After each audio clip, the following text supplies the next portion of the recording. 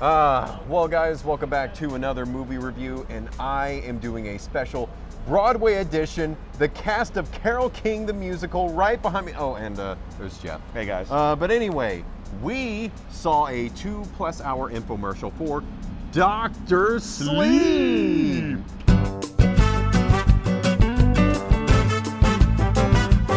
Jeff and this guy behind me, what are your initial thoughts of Dr. Sleep? You know what? I will not pull punches. I thought it was a master stroke of a movie.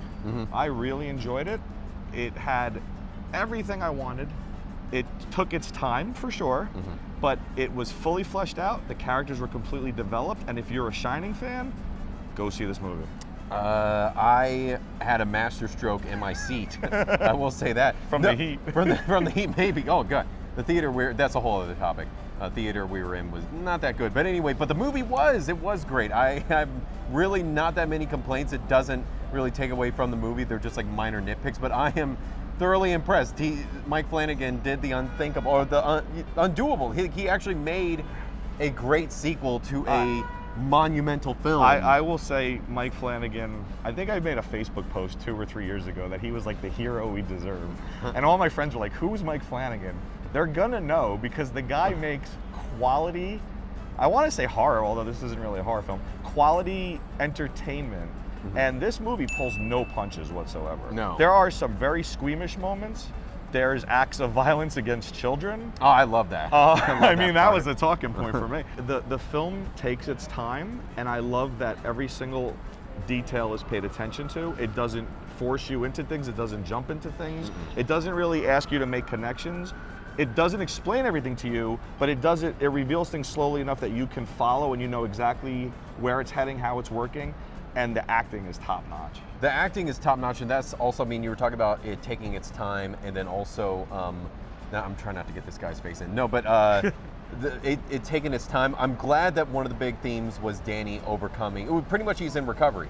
Correct. Like the whole film. And, correct.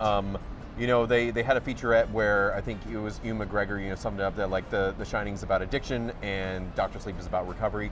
And yeah, that's why it took its time with Danny fully recovering. Like it wasn't just like, you know, oh, I didn't have a drink today, I'm cured. Like it wasn't anything like that. That's what I really liked about it. And it didn't feel forced either, where it was like, okay, like this is the magic moment where he says no to the bottle. Like, that's what I'm because there were so many times where like he was so close. But they didn't do the stereotypical like, oh no, he's gonna drink. Oh no, he's gonna drink. They did it once. They did it once. But there were moments where you could see he might break, even though they didn't point you at a liquor bottle necessarily, which was good. There was a lot of liquor product placements. I don't know, it was weird.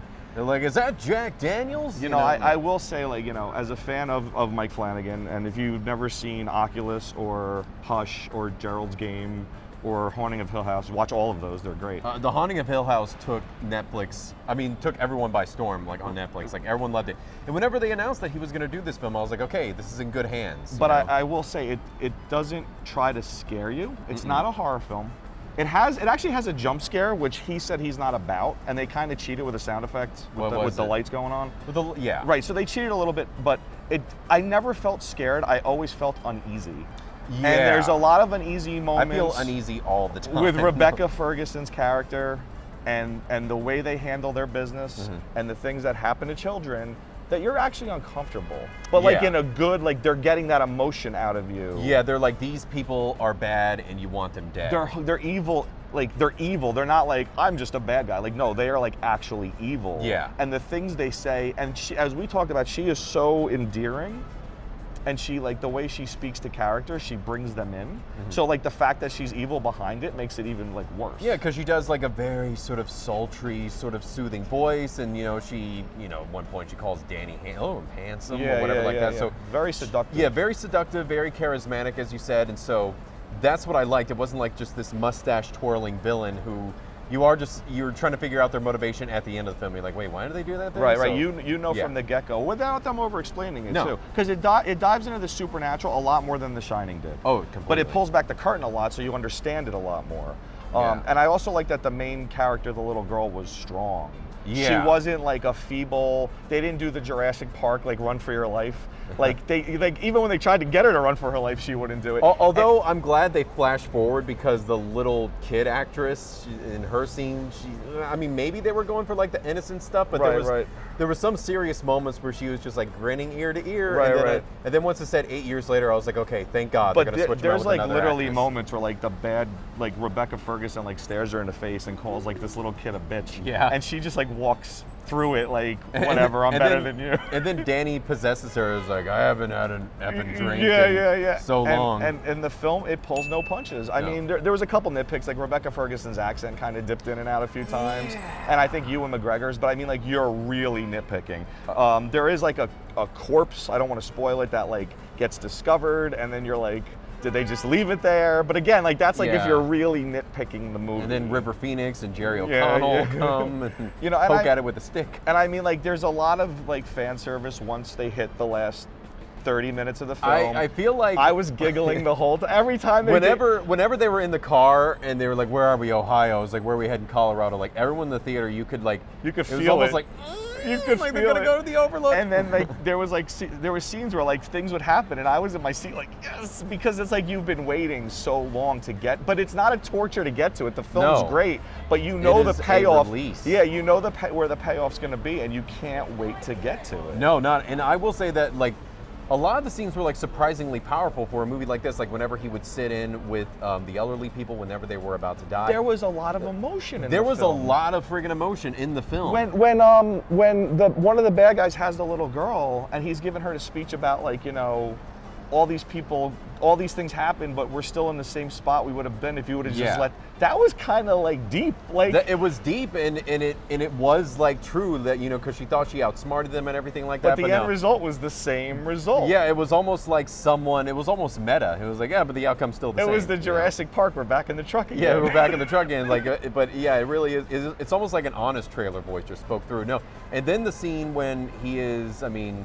Should we go into the Overlook? Because I do. All right, so this is the part where now you turn it off, or you fast forward to the end. Maybe I'll put a timestamp on the rating. we give our stars later. So goodbye, if you don't want to hear this. All right. He needs to turn away too. No, but the part where he's at the bar, I thought that was really awesome. That Lloyd just became Jack Torrance. When where Jack Torrance sort of became Lloyd. Right. That's what I liked. And because the hotel feeds on you. Yeah. There's nothing set in stone. It's about what you bring to it. Yeah, it's about what you bring to it, and then the sort of the conversation and argument that he has with his dad, who is obviously not his dad. He's the hotel. You know, it's the hotel taking the form of his dad, taking the form of a bartender. Trying to convince him to have another drink to give to feed his weakness. Yeah, to feed his weakness essentially. And so I thought that scene was absolutely fabulous. Now here comes the nitpick though. So Elliot Thomas, who just got arrested. Yeah, I was about to say he did a lot of research for this film. He got a DUI. So method acting. Yeah, he was,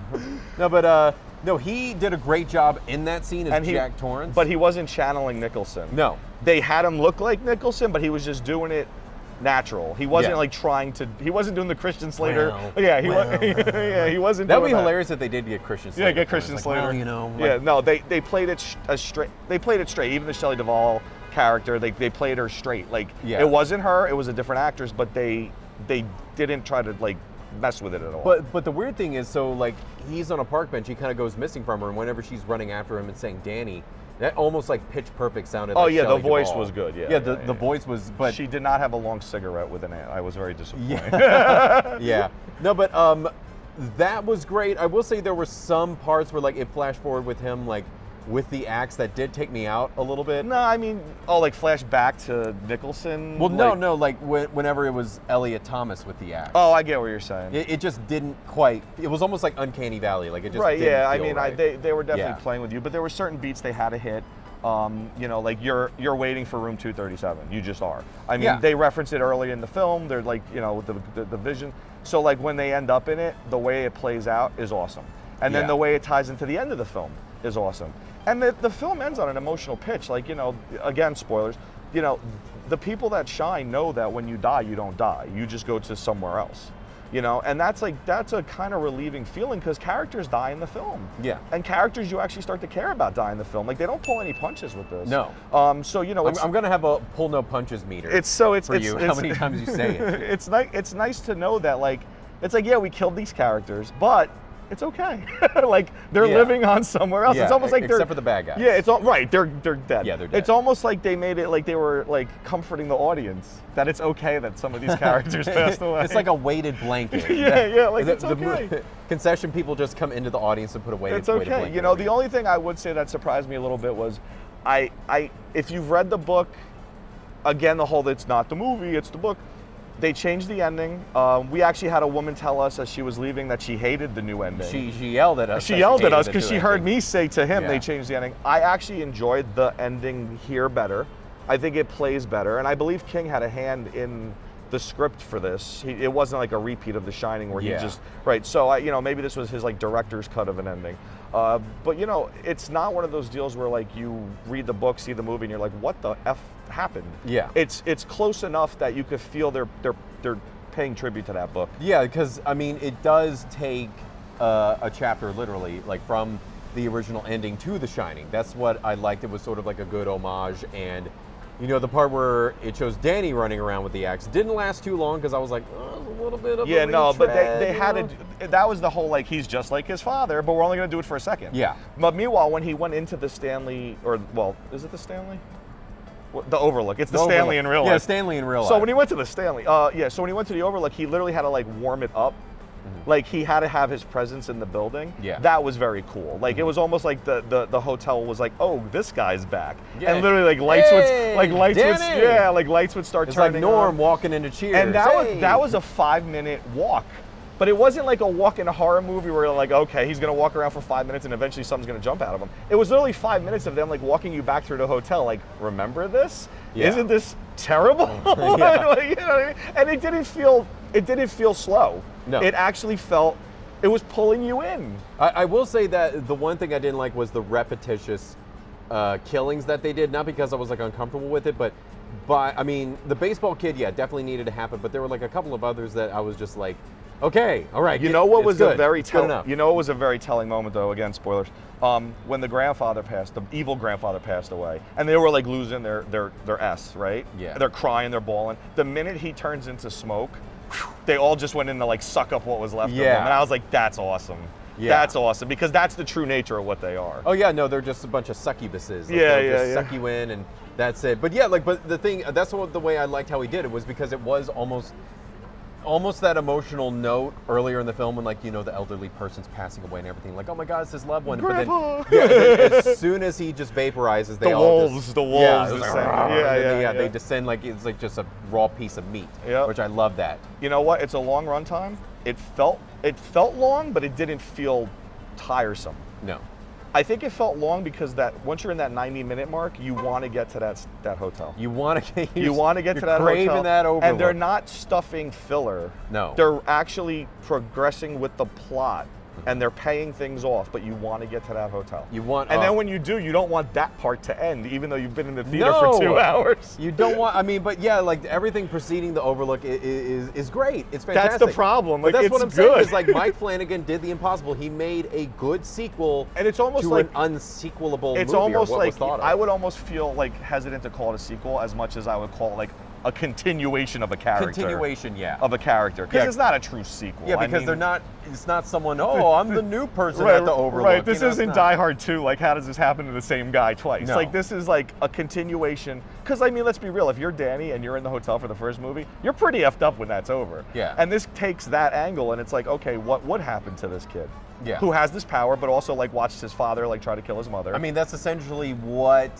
I mean, and I don't know what the relationship is because, like, whenever he's at the AA meeting, he dedicates his like 8-year chip to Jack. Because I I was think just like, what? I He's think trying that to kill you, I think dude. that, but that makes sense though because all he knows about his father is the alcoholic father. Okay. So like to dedicate your AA chip is like he's the reason I went sober. Like I saw that, and it's like he didn't love me less. He tried to make himself better. He couldn't make himself better, but I can make myself better. Okay. That's so, how I read it. Yeah. So okay. All right. But anyway, anything? No, I mean like, it's shot well. It's written very well. Yes. It's acted well. The music is awesome. They dredge up Shining music, but then they have a lot of weird cues. Like there'll be heartbeats going on. Yeah. Not musical, just heartbeats during tense moments, or like you'll hear things off in the distance. At one point, I thought the theater next to us, like we were getting audio, but no, it was like a muffled part of the soundtrack. Yeah. They use sound really well. Sound design is great. You can nitpick maybe 2 things out of a 2.5-hour movie, so I would say don't bother to do that. Yeah. It's is it showy? No, but it's perfectly well done, and Yeah. Flanagan just hits like another home run. It is what it needs to be. It's which exactly is, what it needs to be. It knows what it is, and it serves its purpose, and it's true to its origins. Yeah. But anyway, Jeff, let's get down to it. Rating out of 5. You know what? I guess cue the angelic music because I'm giving it a 5. Like a 5 out of 5. 0.5? Or No, like a 5? full blown, like a 5. Like I was Joker grinning from beginning to end of the with film. the blood in your mouth. With blood in my mouth, I was Joker grinning. And I know. I've I yet was to almost give. had to call the ambulance. I don't know if you've ever given a 5. I don't think I I've have. seen a 5.